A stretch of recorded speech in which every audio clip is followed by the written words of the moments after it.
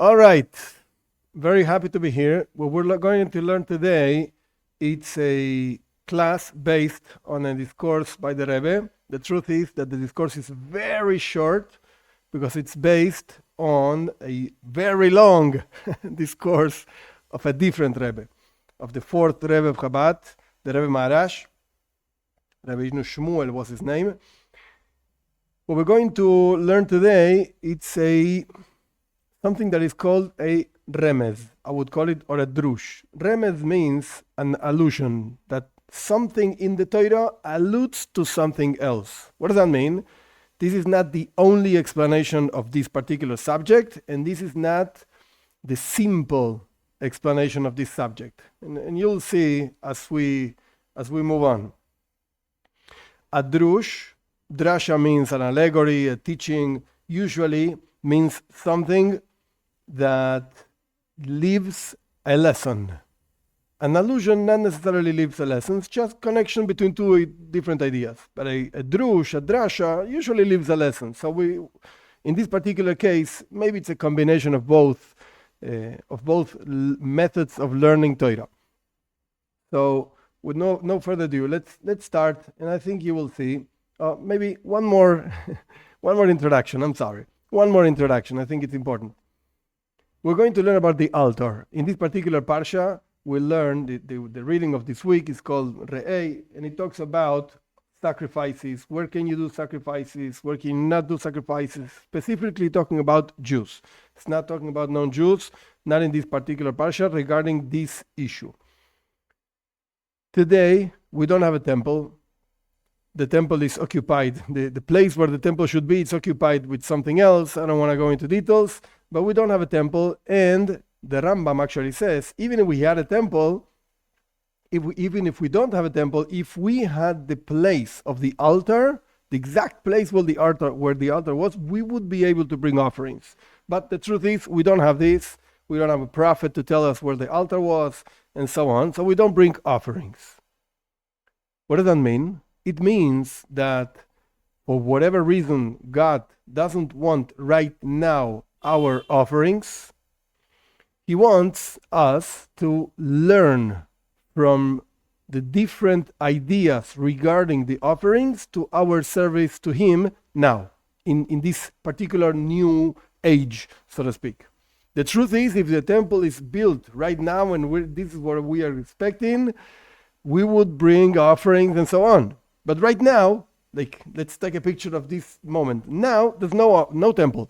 Does it mean that I can't serve God with the lessons and teachings and so on that the temple actually had? No. It means you cannot bring a physical animal to the temple, but you can bring yourself, and you can bring and serve God in a, as we're going to learn, a particular way, as we did in the temple. Having said that, I'm not going to discuss right now sacrifices for Bnei Noach, because I think it's such a weird thing and very simple thing. Let's not do this. I don't think it's a good idea. But without discussing this, let's move on into the teaching. Now, over here, you will see two verses. I put it in Hebrew and in English. For whomever knows Hebrew, fine. If you don't know Hebrew, don't worry. That's why it's in English also. And the Torah is in Parshas Yisro. It's right after the giving of the Torah. The Torah tells the Jews to build an altar, Mizbeach. That's what it's called, Mizbeach, the altar. And if you see the two verses, if you read it very quickly, you will see something strange. I actually underline it. The first verse says, make for me an altar. Like, it's an order, go do it. I didn't ask you if you like it or not. And the second one says, if you make an altar for me, blah, blah, blah, blah. So wait a second. Is it an obligation or not? From the first verse sounds, it is an obligation. From the second one, it sounds not so much. And they're talking about actually these two verses about two different types of altars. The first one talks about an altar of earth. Mizbeach Adama, whatever. An altar of earth. And the second one talks about Mizbeach Avanim, an altar of stones. So we see from these two verses that there's something going on over here. If you're talking about an altar made of earth, go and do it. No question, no conditions. And if you talk about a mizbeach, an altar of stones, there are conditions. Why? What does it mean? And of course, what's the lesson for us?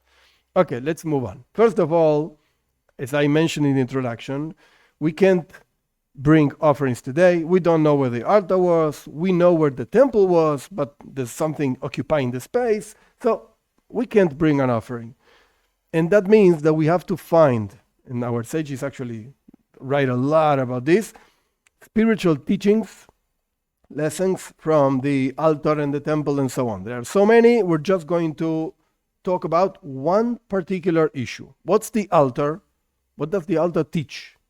The altar means elevation. Very simple, because people used to bring offerings in the altar, burned the offerings in the altar, and the burned thing just went up, so to speak, into the heavens, into God, towards God, whatever that means, and it means elevation of the world into godliness. And Kabbalah talks about this, Hasidus talks about this, very, very, a lot of information we have on this. But the point is, over here, we're learning about elevation. Elevation of what? Of you. Each one of us. We are supposed to elevate ourselves towards God. And this can be understood in many, many different ways. The simplest way is develop your, in Hebrew is midos, your good qualities, develop yourself, grow yourself in knowledge, in emotions. Okay? Grow, elevate yourself. If you want to go a little bit deeper, very, very small ideas, big ideas in small words, in few words. The world is comprised of 4 types of creatures. The first ones is inanimate objects like stones and so on. Second one, vegetable things, then animals, and then human beings. And the way each one of these domains, so to speak, goes over itself, goes beyond itself, is by being included in the next one. So when a plant actually takes a mineral, the mineral became plant. When an animal eats the plant, so the plant became animal. And when the human being eats the animal, so the animal became human being. So what about the human being? Where do we go? So the answer is very simple. When the person connects to God, so you get elevated to God, and you become, so to speak, a piece of God. This is basically the idea of elevation. You have to elevate yourself. And if you want to see this in a much more simple way, and I hope this is not the case of anyone, stop hitting your wife. When you don't like something she tells you, don't hit her. You can't, I don't know if you knew about this. Don't do that. Oh, but I thought, no. Grow. As a human being, as a regular, normal human being, grow. This is just one example of something a person can grow on. Okay, so let's move on. This is the altar. This is the mizbeach. Means elevate yourself towards God, use the world to serve God, and so on. But we have 2 types. That's what we mentioned before. 2 types of altars. One is conditional, the stone ones, and one is not conditional, the earth one. The word earth, mizbeach adama in Hebrew, is connected to 2 ideas. First idea is that actually man, human being, is called Adam. And Adam, the human being, is connected to Adama, earth. Why? For 2 reasons. First of all, the simplest one is because man was created from earth. So Adam, man, Adama, earth. So they're connected. The body, at least, was created from the ground, from earth. And a very much higher idea, second idea is that we are Adam Elyon. We are similar. Adam means to be similar, dimion, similarity. And Adam means human being. Adama means earth. So Adam le'elyon. I look like a supernal man, which is sitting in the throne of whatever glory, as the prophets saw him. So since we are created in the image of God, we are like, so to speak, God. Whatever the image means, we have to do a whole class on what means to be created in the image of God. We spoke a little bit about this, but besides that idea, I'm just bringing 2 different ideas of why man is called actually Adam in Hebrew, man. Again, because we were created from Adama, from earth, or because we are Adame, le'elion. We are like God, godliness inside of us, and so on. So evidently, the Mizbeach Adama, the altar made of Adama, earth, has something to do with these ideas. Being created from earth, being created in the image of God. There's something about our, as we're going to see and learn, our creation, our status, so to speak, as a human being, normal human being. But then there's another Mizbeach, there's another altar which is of stones. What's the symbolism, so to speak, of a stone? As we will learn more details later. A stone in this particular Hasidic teaching means that it so low came the sparks of godliness that they even give life to a stone. Actually, the Arizal, a great Kabbalist in 1500s in Tzfaz, in the north of Eretz Israel, the Arizal used to say that even the stones have a soul. We used to think, yeah, human beings have a soul, maybe animals also, but plants?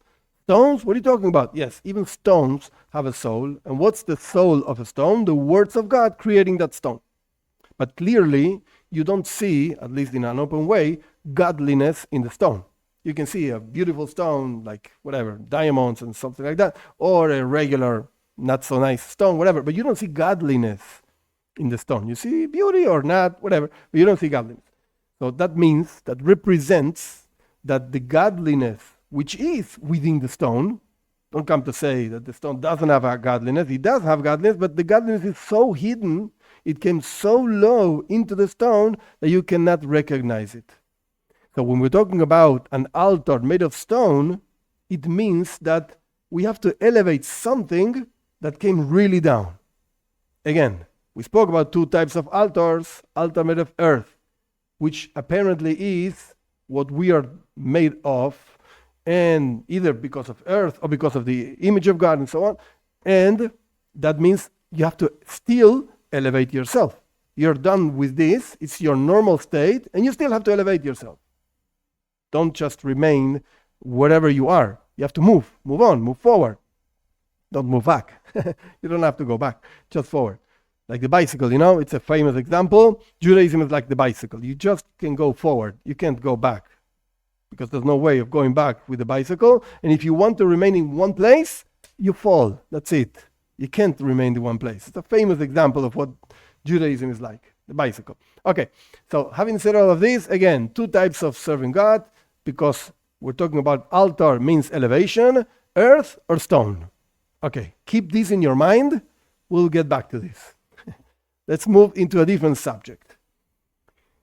This is a very common, known idea in Kabbalah, of the Arizal also, the idea of Gilgul. Gilgul means reincarnation, that every single soul goes back and forth, up and down, many, many, many times. The truth is that most of us, and that includes Jews and non-Jews, most of us are megulgalim. Megulgalim means we already came back and forth so many times, sometimes doing what we have to do, but we missed something, so we come back. Sometimes we didn't do what we had to do, so we come back. And sometimes it's a sin, we sinned, so we come back to try to fix what we did wrong. Now, let's read a little bit. Let's take the generation of the Tower of Babel. Tower of Babel is at the end of Parshas Noach, when the people, there were no Judaism, not such a thing didn't exist at that age, at that stage in the Torah, in the history. So the people wanted actually to do idolatry. This is what our sages say in the Talmud. It's like a famous thing. Why did they want to do this tower and go up to heavens? Because they wanted to fight God. Okay.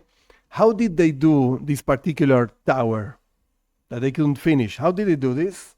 The Torah says, let us build a city and a tower with the city with its top in the sky, and let's make a name for ourselves. This is where our sages learned this idea of making a name. They wanted to use the name of God to do idolatry. That's what our sages say in the Talmud. This is the way, I put it in Hebrew also, they decided to start building, actually, this tower. They said one to another, come us, let us make bricks and burn them hard. They lived in Babel. In Babylon, there were no stones over there. So they had to do bricks. And the brick served them as stone. This is what the verse says.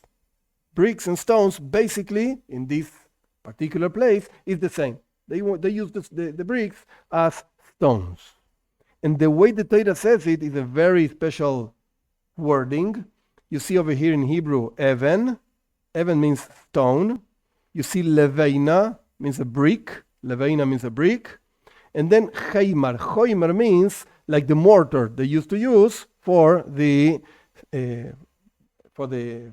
bricks themselves. Okay, this is the story of Babel. Of course, God did not allow them to do this. They spread it out. God spread them out throughout the world. Okay, very nice. Go look in the Torah, Parshas Noach, at the end of Parshas Noach. Let's move forward into history, and we see actually the Jewish people in Egypt. Before the Torah was given, the Jewish people in Egypt, they were suffering. And it was very hard. Ruthlessly, they made life bitter and so on. Doing what? With mortar and bricks. Choimer and levaning.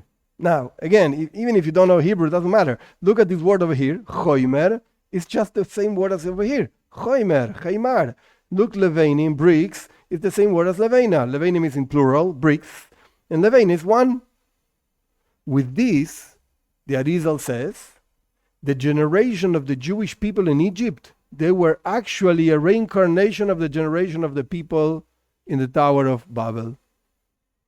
They wanted to use bricks as stones and mortar to fight God, so to speak. And the generation of the Jewish people in Egypt, they fixed their sin, like thousands of years ago. They fixed their sin using exactly the same thing, choimer and leveinim, using the mortar and the bricks to actually, again, build whatever paroi the king of Egypt wanted. But this was their fix, the way they actually improved their own souls many years ago. That's the connection. Okay, so again, what do we have? Let's go back a little bit. We have two types of altar. Altar means elevation. Two types, earth, stone.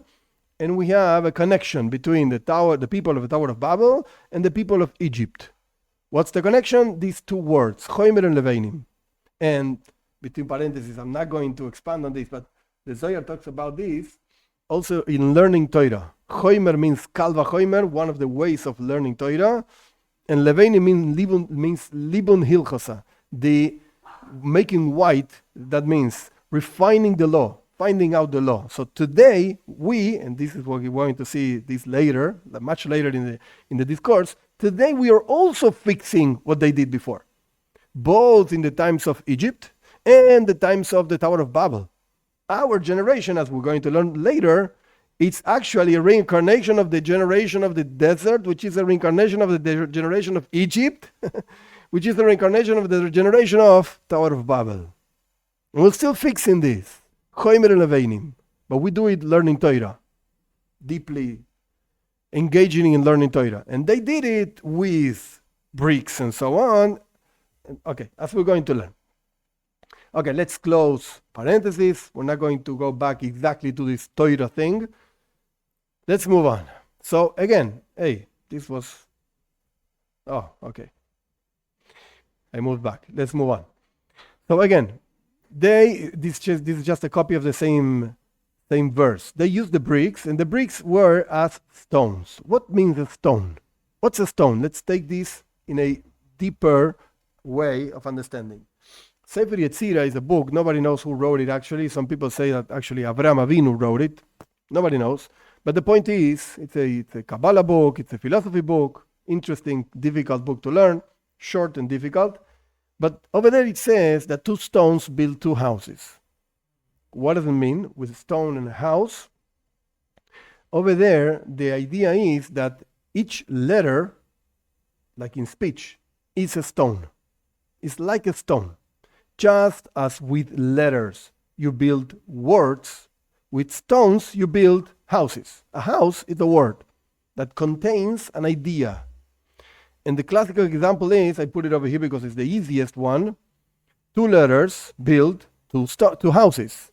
With 2 letters, you can only combine it in one way or the other. You can't more than that. So these 2 combinations actually mean 2 words. Av, over here, means father, and ba means comes. So again, 2 letters build 2 houses. 2 stones build 2 houses, 2 letters, 2 words, 2 possible words. So having said all of these, now we understand what a stone means. A stone means a letter. A letter. And the people of the generation of the Tower of Babel, they used bricks as stones because they didn't have stones, so they used the bricks. But basically, in this particular way, this particular maimar, this course is the same. A stone and a brick. In this place is the same. In other places, it's not the same because a stone is made by God and a brick is made by man. But it's a different idea. Let's not talk about everything because it's going to be too difficult. But the point is that you wanted to use the stones to fight God. That means, again, the generation of the Tower of Babel, they wanted to do idolatry. They used the names of God in order to do idolatry. That means the stones, quote unquote, letters to do idolatry. They used letters in an evil way. And if anybody has a question, what does it mean to use letters and words and so on in an evil way? Here you have a few examples. Lashon hara, bad tongue, or if you lie, or deceive, or whatever, all kinds of things that a person can say, or if you embarrassed somebody by talking to somebody, if you talk bad about somebody, even if it's true, and so on. So it's not so difficult to use letters and words in a bad way. Actually, Shlomo Melech, King Solomon, used to say, it's in Mishlei if I'm not mistaken, that Chaim umavet b'yad lashon, that there's life and death in the hands, so to speak, of the tongue. If you use the tongue in a good way, you bring life. If you use the tongue in a bad way, you bring death into the world, literally, or spiritually at least. In any case, we do see that the idea of using stones in a bad way means actually talking bad about people, lashon hara, and so on. And this is connected to idolatry, which the connection is not really important right now, but the point is that the people of the Tower of Babel, they used bricks as stones. So that means, in other words, that the godliness came down very, very, very low, even into idolatry, even into stones, but really, quote unquote, bad stones. Because you could have good stones, which is good words and so on. But in this case, we're talking about something bad. This is what the stone represents. Always keep in mind, we have 2 ways of serving God. Way number 1 is earth. We didn't discuss this. And the way number 2 is stones. But stones represent something bad. Something really evil. In this particular case, bad words, idolatry, and so on. This is what stone represents. So, having said all of that, we have 2 ways of serving God.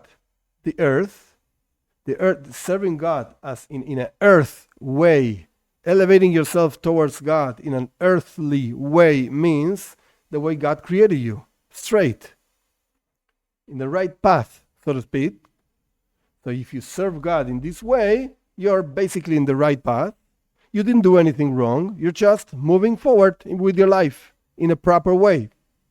God made man straight. That's even a verse. So that's what it means to serve God in an earthly way. But then there's service to God in a stone way. That means you didn't do things right. You actually did the opposite of doing right. Actually, you fell into idolatry or whatever. So you have to fix this somehow. That's what the stone represents. So let's put it all together. Service to God as earth in an earthly way. Why does the verse, if you remember, let's just go back a second. Over here. When the Torah talks about doing an altar, again, 2 verses. The first verse, it's an order. Make for me an altar of earth. And the second verse, it's a condition. If you make for me an altar of stones, you should do it this and that way. Why is the first verse an obligation, so to speak, and the second one is just conditional? Let's go forward, back to the future.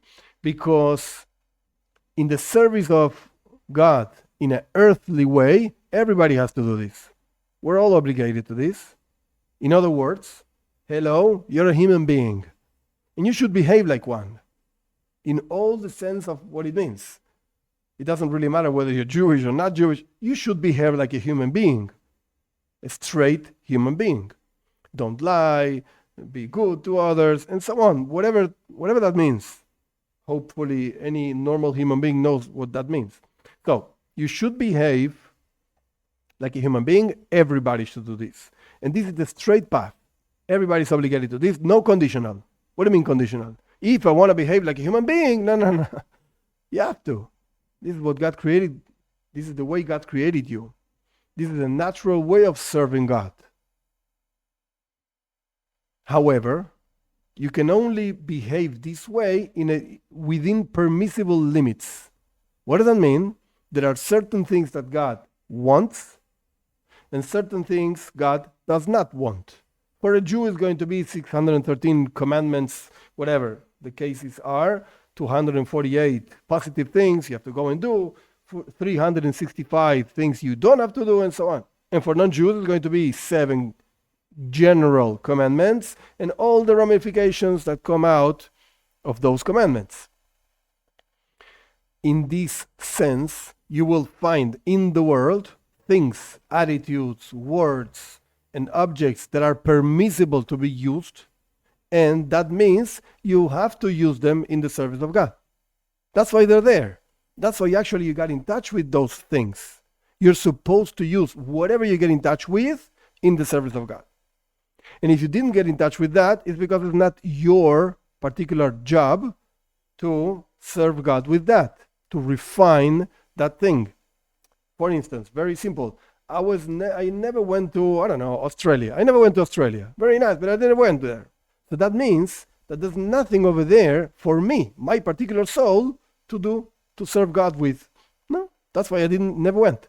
And if the opportunity in my life, for whatever reason, comes and I go to Australia, that means whatever I get in touch with, it's waiting there from the creation. That means 5,700 and so on years ago for me to go over there and use it in the service of God. And even if it's just stepping on a stone in the street. Our sages in the chassidic thought, they say that if you step on a stone in the street, like walking in the street, and you're not thinking words of Torah, the stone looks at you and asks you. The original teaching is in Russian, gulag.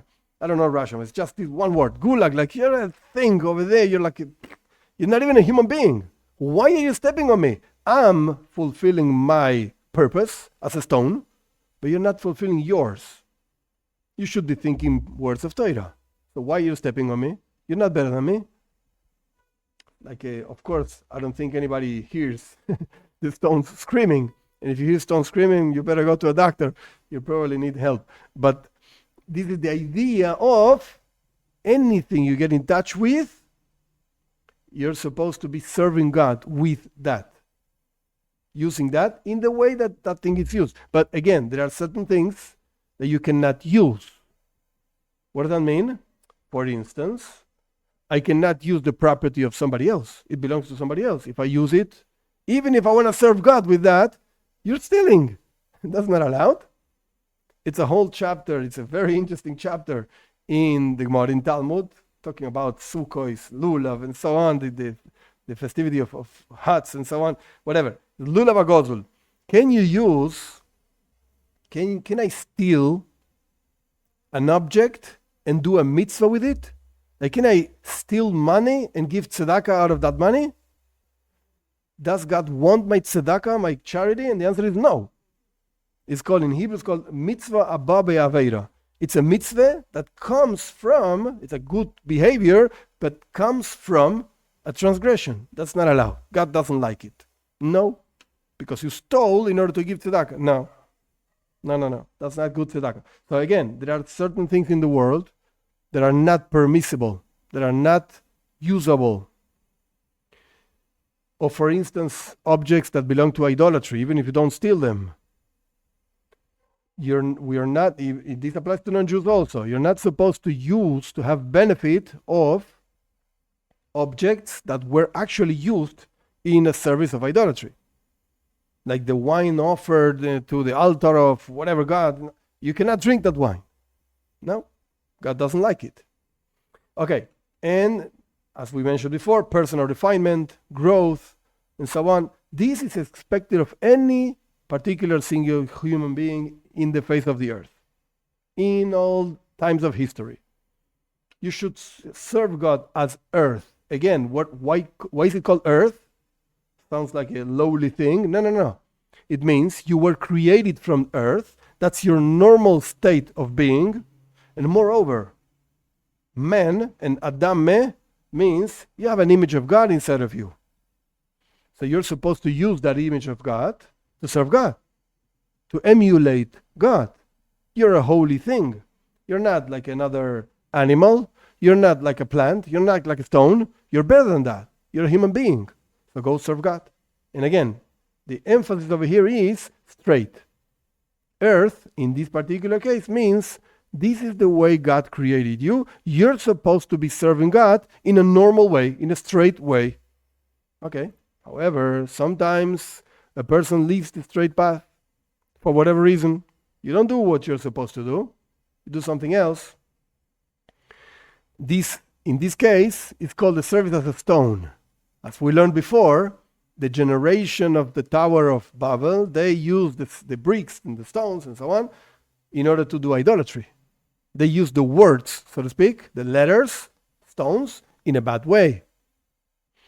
That means a sin. That means you're out of the path. That means you're already not straight. You did something wrong. You left the correct straight path. So now we have to do something to go back to the path. That's called tshuva. Repentance or whatever, return. The most simple and basic idea of tshuva means regret for the past. It was like acknowledge that this whatever behavior was wrong. And now, after that, take a resolution for the future not to repeat whatever you did. It's two steps, one towards the past and one towards the future. And this is the reason why, going back to the beginning, over here. This is the reason why the second verse, it's in a conditional way. Because not everybody falls into quote unquote stones. Not everybody falls into serving God in a wrong way. So then you have to do tshuva and so on. So the first verse talks about the regular, proper, straight service to God. Everybody has to do this. The second one is not talking about everybody has to do this. Why everybody? If you didn't sin, you're not supposed to be doing this. Parenthesis. The Zohar brings an idea that the Mashiach is coming, in Aramaic it says, to make even the tzaddikim do tshuva, the righteous person to do tshuva also. What does that mean? If they didn't do anything wrong, why did they have to do tshuva? So one way of understanding this is that maybe a person could do more, but he didn't, or she didn't, whatever, it's the same thing. And therefore, a person has to do tshuva even for that. And a deeper explanation, tshuva doesn't mean only for sins. Tshuva is getting close to God. That's why I actually wrote in the translation of the word tshuva, either repentance, which means you did something wrong, or return. Return means reconnect to God. As human beings over here, we are born, as we mentioned before, straight and earth and Adam el Elyon, we have the image of God and everything is nice, but the truth is that we feel a certain disconnection from God. And occurrences in life, things that happen to us, they make us feel even further and further from God. And sometimes we have to just reconnect, return, go back to feel connected to God and do things to connect us to God and so on. So again, this service as a stone, what it means is a person did something wrong, resembling the idolatry of the Tower of Babel, stones, bricks, and so on, And that's why it's conditional. This type of altar, this type of elevation to God, toward God, it's conditional. If you don't need it, so you're not going to do it. Now, very nice. We explained the altars, elevation, 2 types of elevation, earth, stone, idolatry, and so on. Words, who are we and what are we? At the end, the Maiber explains that we are actually the generation of, that's what it's called, the hills of Mashiach. Ikves de Mashiach. That's what it's called. Ikves de Mashiach, the hills of Mashiach. Which means we are the generation, the Rebbe spoke about this many, many times, we are the generation that has to actually accomplish the coming of Mashiach. And this generation, interestingly, it's a reincarnation of the generation of Egypt, which, we mentioned before, that itself was the reincarnation of the Tower of Babel.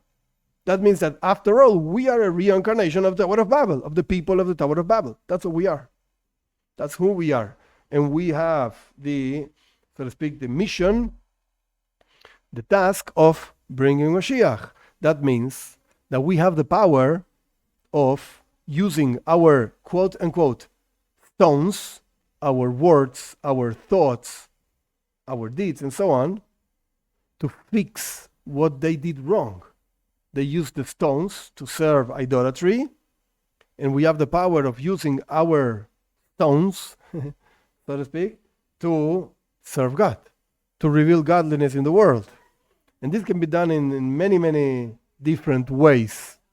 One way is in a very global, so to speak, way. Okay, make websites and YouTube and classes and blah, blah, blah. That's very nice. So the more that people see this, the more you spread out godliness and goodness in the world and so on. That's good. That's good. And we're all doing this. Fine. But there's deeper than that. Even if you're not the rabbi of whatever place you are, and you're not the one doing videos in whatever place you are and so on, but you can use your words within your own home to speak nicely to your children. And if you don't have children, to your wife, and if you don't have wife, to yourself. Have nice thoughts. Think better about people. Think better about the world around you. That means using stones, but in a positive way.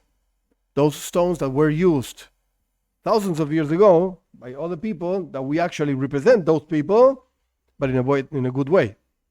And that's why, again, these 2 verses that resemble stone and earth and stone, they represent these 2 ways of serving God.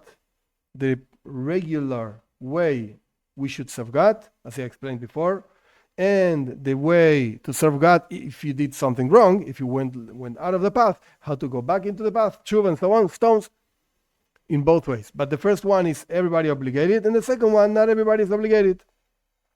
And the point is, why do we bring this idea, why does the Rebbe bring this idea of our generation being a reincarnation, Gilgul, of the Egypt generation, and the Egypt generation being a reincarnation of the Babel generation, and so on? The idea is very simple. Don't think this is something somebody else has to do. No, this is ourselves. And again, the Rebbe mentioned so many times that our generation is the one in charge of bringing Mashiach. And this is also why, interestingly, I wrote this in the name of a medrash, etc. The Rebbe brings it very shortly in the discourse, that Moshe Rabbeinu is the first Redeemer and the last Redeemer. What does that mean? Moshe Rabbeinu was from Shevet Levi, from the tribe of Levi. And Mashiach is from the tribe of Yehuda. So Moshe cannot be the Redeemer. It doesn't make any sense. Maybe he was the first Redeemer. He took us out of Egypt, but it's not the last Redeemer. What are you talking about? And the answer is an aspect of Moshe Rabbeinu. Not he himself. Which aspect of Moshe Rabbeinu? As I mentioned before, Torah. Learning Torah. It is our learning of Torah what redeems us from our own limitations, which shows us the path how to grow in personal growth, in religious growth, and so on.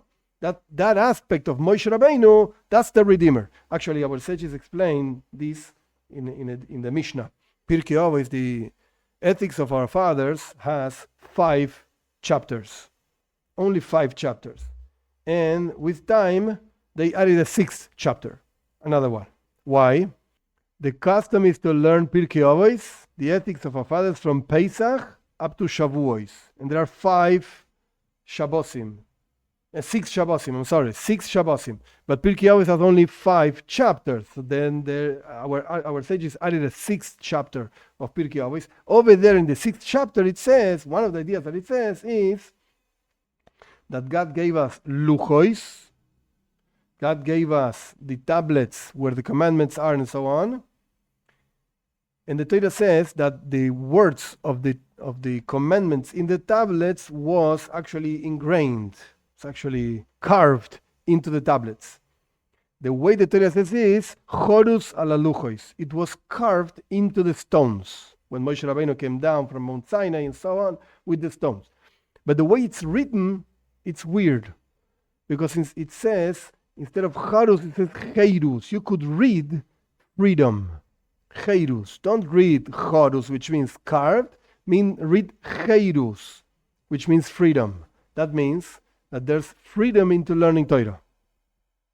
And if any non-Jew is going to say, yeah, but I heard that we cannot learn Torah. Wait a second. No, that's not true.